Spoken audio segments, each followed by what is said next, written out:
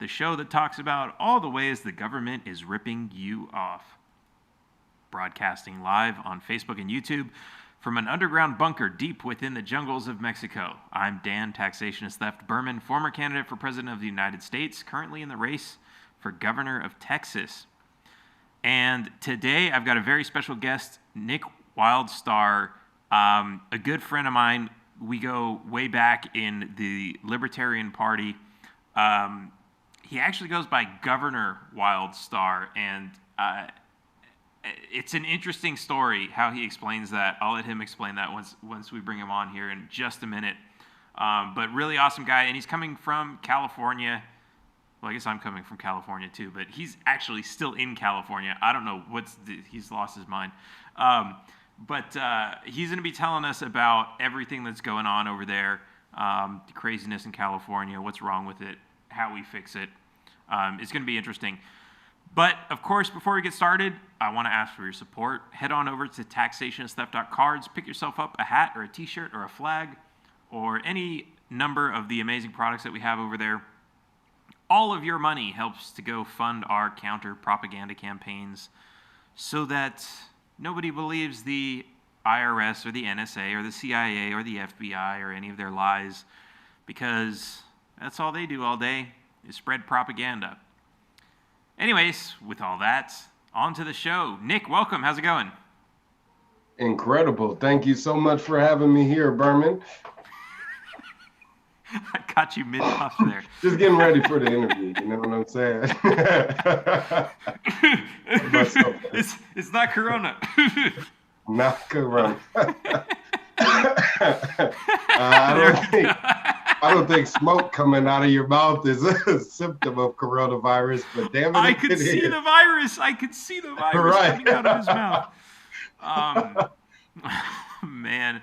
That would be a telltale sign for most. Right. But hey, I appreciate you for having me on and giving me an opportunity to be heard by more people. Us third-party candidate radicals against the establishment are shut out by the mainstream media machine. So thank you very much for, like I said, giving me a chance to be heard by more people out there. I mean, I'm just sticking you on my YouTube channel, so ultimately we're still getting blocked out. But... Oh, damn. Well, hey, we got to use whatever means that we can while it's available to us. And right now we're still having access to YouTube. My channel hasn't been blocked yet either. So I'm feeling thankful for that. But recently I did have an interview that was banned. It was my first time ever getting a strike on YouTube and having a banned video. Yeah. And it was really just an interview with a local independent journalist here in Fresno. He has a podcast called Weaponized Media, Weaponized News, and he has tons of shows dating back years. And this was the first one that they decided to ban. What did you say? Right? What did I say? Did they say that they probably didn't say anything, right? They're just like something generic. Right. Just anything. Well, the reason they gave us was that it was speaking about information regarding coronavirus and was exciting people to go out there and not listen to the official narrative, which is common for me. I mean, that's what I tell people almost about everything is don't believe what the hell the government is telling you. And of course, to question everything. And with this coronavirus lockdown and just the pandemic panic in itself, it's all being exaggerated. And I was speaking about this issue with the interviewer, and also talked about my campaign and my desires to make the state of California an independent state with my Gold New Deal that I'm proposing. And like I said, the next thing we know, the video is banned. And I am now having it on my Instagram, doing my best to circulate it as much as possible on Instagram. But you know how that goes, you know, social media is like pulling teeth. Unless you're paying for ads or Right. something like that, the majority of people that are out there Or using the shaking your ass. platform, yeah, well, yeah, exactly. They won't even know it exists. So I'm not paying for any paid advertisements for that video, but hopefully once I get to the point where I start generating some more donations to start running some promotions, I will. But I am running for governor of California in 2022, hoping to get that excuse me, that opportunity to serve the people sooner, seeing as we, the people of California, are in the midst of a recall right now. We're attempting to recall our current governor, uh, Governor Gavin Newsom, How's that and going? in the signature collecting phase. What's that? How's that going? What's the so you got to collect signatures? How many do you need? Is there and that's like a big organization. Like that's not Oh, um yeah. It's not an easy feat. I mean, California is one of the only few states in the union that's been able to successfully recall a governor, a sitting governor, and that was Governor Gray Davis about 10 years ago or so. yeah, that's when Uh, Schwarzenegger got in, 10, right? 15 years or so. Exactly. That was when Yeah. Schwarzenegger got in. But That was forever ago. I was still yeah, in exactly. California back Right. then. And now we're attempting to do it again with a Democratic governor this time. That's Governor Gavin Newsom. And we need about 1.5 million signatures to Holy get him out of shit. office. Yeah, it's awful. And this, believe it or not, is the people of California's third attempt to recall this governor, and he only assumed office in January 2019. He won the 2018 gubernatorial election where I was running as the libertarian candidate, and assumed office in January 2019, and since then has ran the state awfully, so much into the ground where it's literally on fire. And all of the all of the because of the liberals and probably some neocons too. But the previous two recall attempts failed because they didn't meet the signature requirements. So we're hoping that with this third recall attempt that we'll get the 1.5 to 3 million signatures needed in order to successfully initiate that recall by June 17th, which is the deadline. So, in the event that we are able to collect enough signatures for that, we'll be able to have a special election after we, of course, vote to recall him. But I believe once we have enough signatures to get it onto the ballot so the people of California can actually vote for it, that they will vote in support for it overwhelmingly, in which case we'll move forward to the special election. But first things first, they make it a effort for us to go out there and get those wet signatures during a lockdown. You know, we have this coronavirus lockdown going on, and it's hard to go door to door or even just talk to people face to face without them feeling somewhat uncomfortable, let alone ask them for a signature for, Right. a petition. So it's been a bit difficult, but I'm very hopeful that the organization that's involved, they were also involved in the recall for Governor Gray Davis, and and proposal other initiatives here in the state of California. So they're very well knowledged in how to achieve this successfully. It's just a matter of getting the people out there in the state informed of what's going on. So that's where I come into play. When's uh, the so like if he doesn't get recalled, when is he in there till 2022? Correct. Man. 2022. Yeah, okay, so look, you got to you have to like you have to like make your campaign right now. You damn skipping. Should have picked Nick. All right. I probably should do that. A lot of people are kicking themselves in the ass right now because they didn't vote for me for governor or for mayor. I ran for mayor here in Fresno, and the city has implemented its own lockdown procedures and hasn't done anything to reform criminal justice, the criminal justice Right. department here in the city. nor has it done Status anything to quo. alleviate the homeless. Same old political Exactly. promises. Right. Empty rhetoric, man. And the governor to be, or pardon me, mayor to be, that will be assuming office in January, is a former police chief who was suspected of pedophilia, raping Right. a 16-year-old and killing former sheriffs on the police department. So he's been suspected of also drug trafficking, which his second in Sounds like a good command. friend of Biden. Is he a Democrat? He's actually a Republican, Wow. surprisingly. They're dirty on both sides, you know Right. what I'm saying? And it's despicable that these pretenders of the public, these individuals that make it seem as if they care about the concerns of people of the community, really don't. They're self-serving, Right. self-absorbed individuals, narcissistic sociopaths who care less about anybody else other than themselves.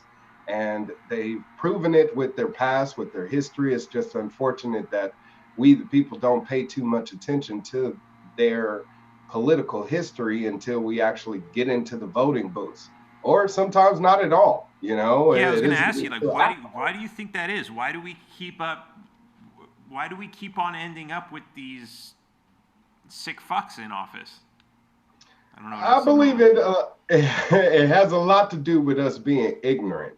As I said, a lot of people didn't even know I was running for governor or mayor. And that's because they were reliant upon the news to provide them with all of the information. And we already know that's a lie.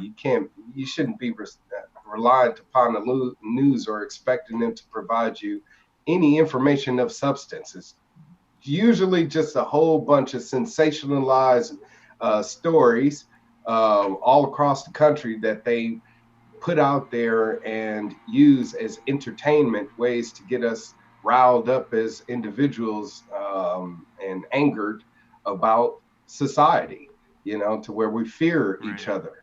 And And they're always doing it as parties too. Like Aria DeMezzo, she's the uh, transsexual Satanist anarchist fuck the police for sheriff candidate, who said, "Fuck it, I'm going to put my name on the ballot as a Republican," and she won the primary. And hey, it's like see, and this is something that libertarians are always like, oh yeah, you're a traitor if you win. And it's like she won, or she at least one. she won the primary, but like, hey, and Ron Paul, hey, he did some good damage. He dealt some damage from the Republican stage. Like, it's funny. Mm-hmm. 'Cause, anyway, I don't want to go down that road because I always talk shit about the libertarians. You can find that Well, in another it's episode. bullshit because, But when it comes to us being loyal to a party, we shouldn't yeah, have to it's like be loyal to fuck the, anything other than its yeah, principles or as much platform. shit as we talk about like people being like oh, we pledge allegiance to the flag, and then like libertarians are all running around calling them idiots, and it's like, yeah, but you're pledging allegiance to the gold, vote gold, and it's like that's equal. Like, who cares? Infiltrate the system. This is fucking war here. Let's play dirty. Right. They're playing dirty. Let's pose as their parties and run. Exactly. That's what Free I'm planning votes. on doing, man. Next time I run for governor, I'll be running as Nice. a Republican candidate on paper. I'll be a libertarian Republican out there on the campaign trail, letting people know about libertarian principles and speaking about its ideology and libertarian solutions to the problems that exist in the state of California right now.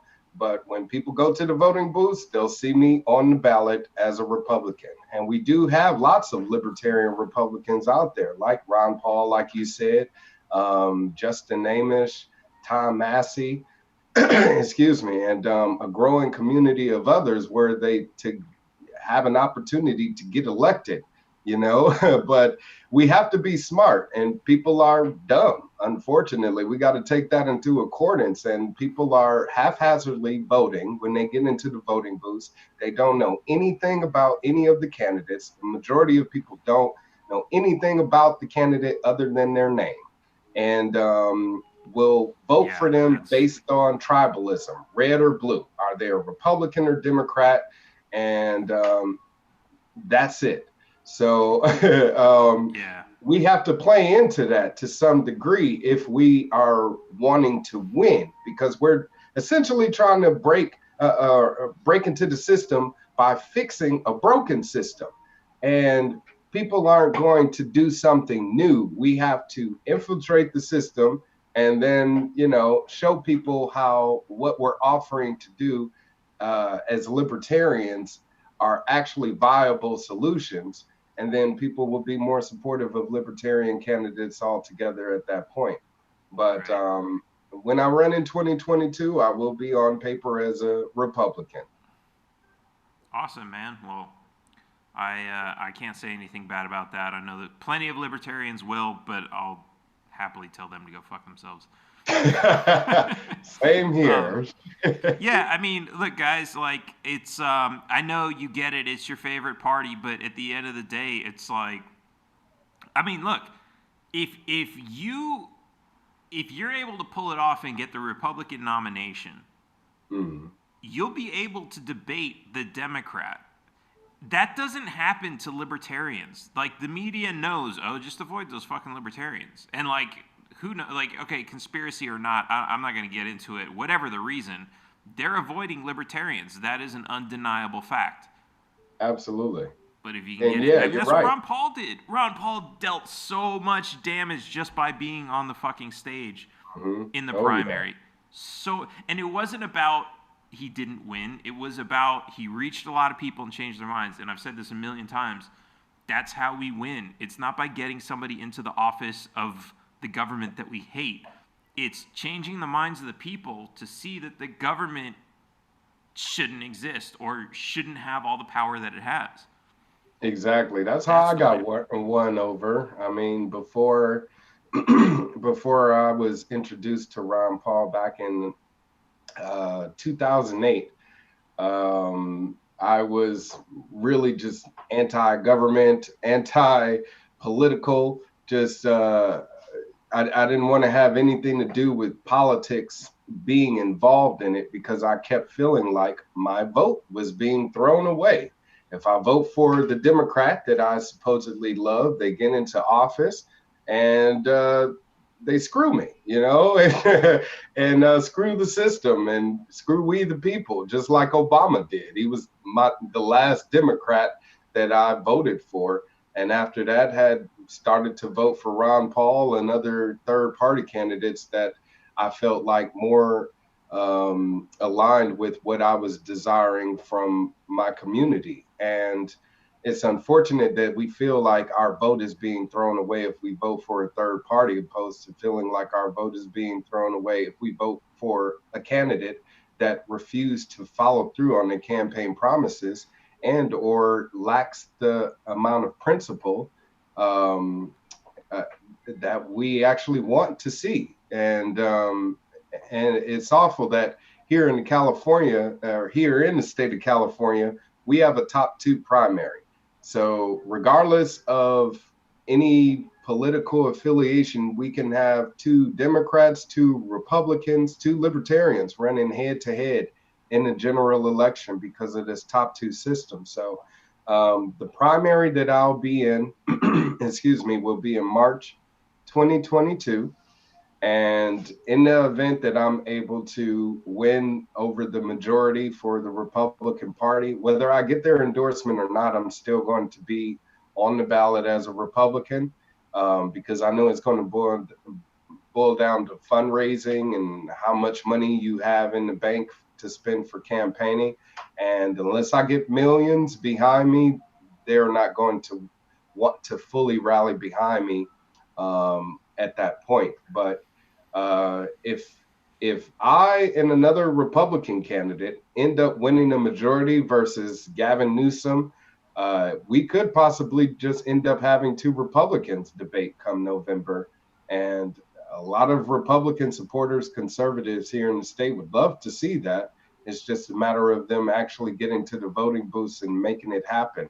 So my goal in infiltrating the Republican Party is to take away votes from their Republican candidate, take away votes from the Democratic candidate who already people can't stand, and get all the libertarians I can to vote for me as they did before in 2018. And if I can get those groups of people, as well as the no party preference, independent, we don't give a damn about politics voters, to actually go out there and support me, I could definitely end up winning over the majority come March. So I would say I'm the greatest prospect as far as political candidates, and actually bringing to life what everybody wants across the political spectrum here in the state.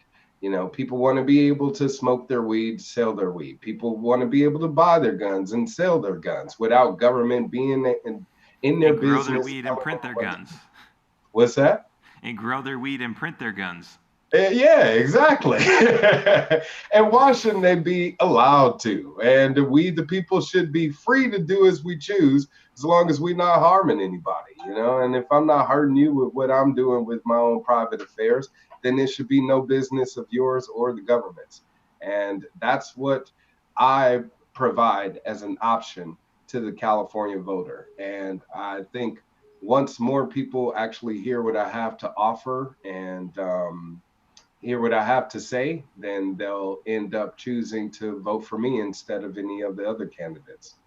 Right, and that's always the trick, is trying to get them to listen. So what? Yes.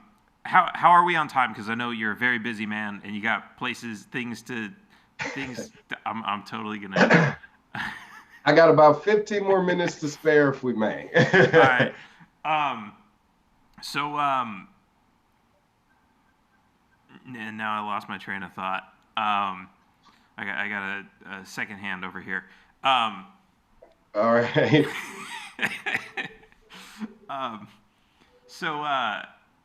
So what's going on with, like, okay, a lot of people are leaving California now, right? Or is that just New York? No, You got people leaving California, right? California is, yeah, one of the most populous states in the union. We have Is it? about 46 million people living here. But is it like when people leave, are they mostly Democrats or Republicans that are leaving, or is it like are Everybody. Democrats like happy with like what they have? No, I have lots of friends and family members that have left the state, and they were Democrats.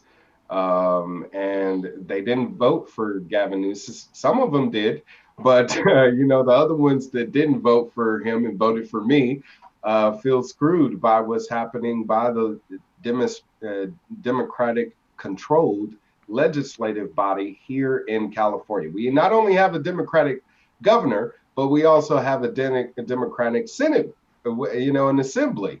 So they're Democratic majority legislators and executive officers here in our state. So it's very difficult for even Democrats to get what they want. The Democratic legislators actually passed a law that prevents them from having to deal with every initiative on the ballot. There's been bills that have come up on the Senate floor demanding criminal justice reform since the killing of George Floyd, and they've been shut down by Democratic legislators, not allowing it to be put on the calendar or even heard by other people or other people in Congress. What kind of reforms are we talking about? Well, I believe the bill was called SB 591 or something like that.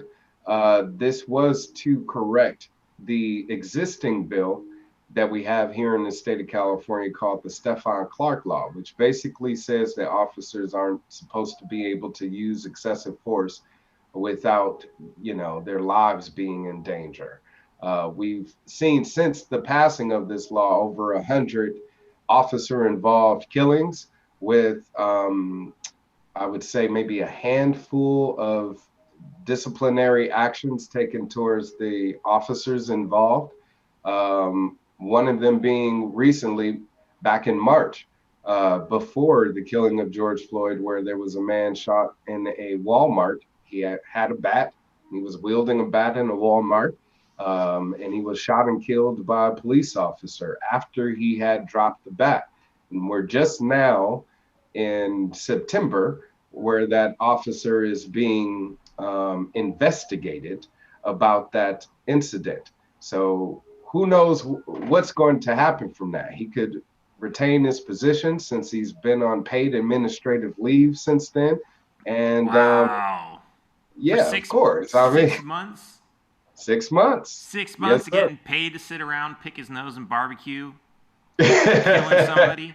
Fucking Yep, piece of probably go shit. on vacation all on taxpayers' dollars while they sit home and are told they are not essential. So, yes, this officer was receiving paid administrative leave and is just now being investigated for that murder. But who knows what happened to the killers of Breonna Taylor could very well happen to the killer of Stephen Taylor, this young man who was shot and killed in this Walmart that I'm telling you about. What And did with I? What Breonna, just?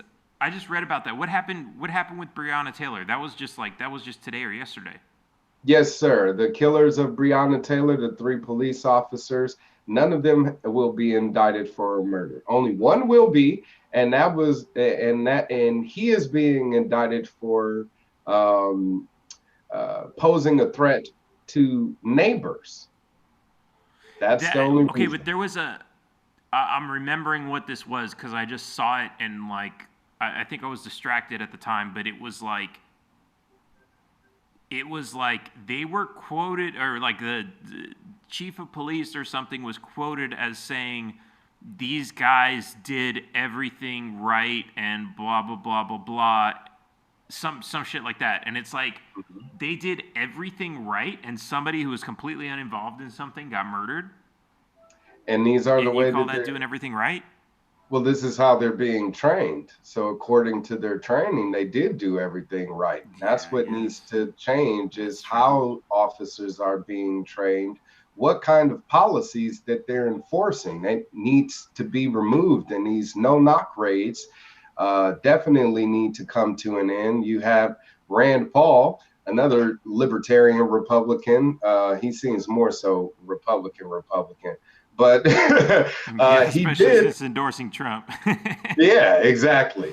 But he did introduce legislation to end no knock raids, which was Hmm. not backed by Black Lives Matter, unfortunately. But had it, it been supported and it gets passed and signed by the president, it would end, that type of procedure that led to her death and others like Duncan Lemp, another person whose name gets swept under the rug when it comes to these officer involved shootings. So something needs to change. And there is a There's growing demand.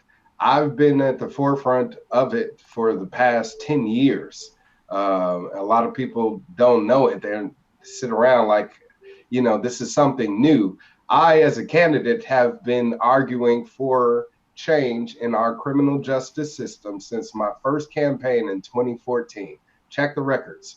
But ever since then, 2014 when I ran for governor, 2018 when I ran for governor and city council, and Fresno mayor here in 2020, another campaign where I spoke out again about what's going on with our criminal justice department. I just found out that judges have something called judicial immunity.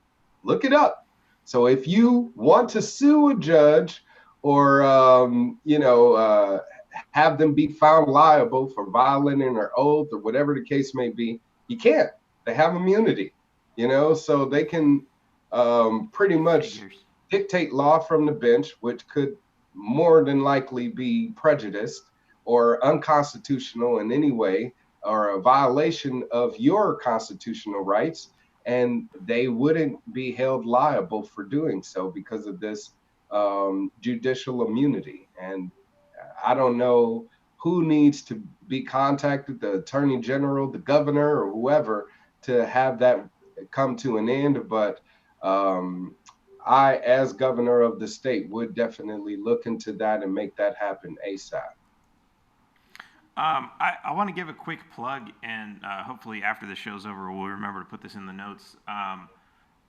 There's a book called Rise of the Warrior Cop by Radley Balco, and this is I actually got to see him give a talk one time with what's his name? I want to say Walgreen, but Glenn Greenwald and Ron Paul, and the three of them were talking about police misconduct and the police state and all this other stuff, and it's really interesting stuff. But Radley Balco's been like he's a pretty well known journalist that's been covering a lot of this stuff. I'd say he's on our side.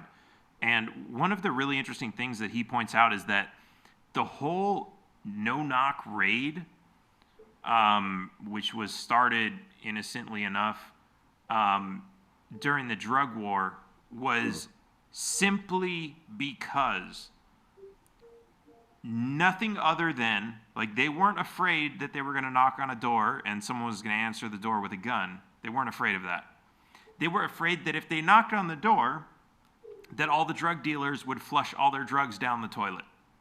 Right. So they basically say, we are willing to risk the lives of our police officers, everybody inside the house, everybody innocent inside of the house. We're willing to risk all of those lives to prevent a couple drugs from being flushed down the toilet. Or even neighbors. As in the case with Breonna Taylor, this one officer that was indicted, and that's because he threatened the lives of the people in the surrounding area that could have been shot and killed by him opening fire on Breonna Taylor and her whoever else was in her home, I believe her boyfriend, who actually is suing the city, and I believe could end up winning a payout because of that. They just paid out the family of Breonna Taylor, and people are heralding that, but that's money out of taxpayers' pockets that's going to go cops aren't paying towards for that family, that law settlement. So it's ridiculous that people are excited about these supposed victories that are losses for we the people. And of course, a loss of life is the most tremendous loss that we need to be taken into accordance. And that's why we should be holding all of our government officials accountable, no matter who they may be, whether it's a police officer, the police chief, the district attorney, the governors, the president, even. We need to be making sure that they're upholding their oath and then upholding the law as it states, versus acting outside of that and using the color of law to impose their own prejudice and judgment upon us. And that's the major threat. And that's why I call myself Governor Wildstar, is because I govern myself, my own life, my own actions, my own ideas. And I don't allow that to be dictated by anyone else. And we elect someone to govern over our affairs as a society, to make sure that, all of our tax dollars that we're paying is being spent mindfully, and that we're not being threatened by any outside forces. The governor, the actual sitting governor, the position itself used to be appointed by the Queen of England. So now supposedly we pick that governor, and do they really serve us? No, they don't. They seem like they still serve the crown or serve some other special interest other than our own. So I want to take that position back over for we the people, and make sure that we are holding that position of power as a way to make sure that we are receiving everything that we want from our government, not the other way around. Right. Awesome. Well, okay, I don't want to hold you up because I know you got to get running, but quickly give your information a plug. Where can anyone go to follow you, see what you're up to, follow your campaigns, YouTube channels, whatever you got? Yes. Where can we go? All right. Indeed, yes, of course. Please visit my website, governorwildstar.com. That's just as it sounds, Governor, wild like an animal, star like in the sky.com.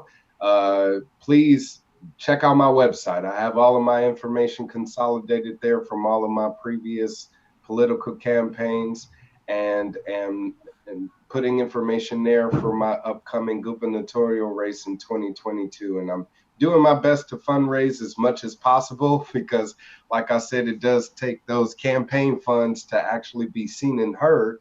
And I want to make sure that I'm able to afford advertising and commercials, maybe even and lawn signs and all of that good stuff. So please definitely donate. I have a crowd pack going right now. So if you go on my website, governorwildstar.com, click on that large banner. It'll take you to my crowd pack where you can donate to my 2022 campaign, or you can just click the donate tab on my website and donate to me directly.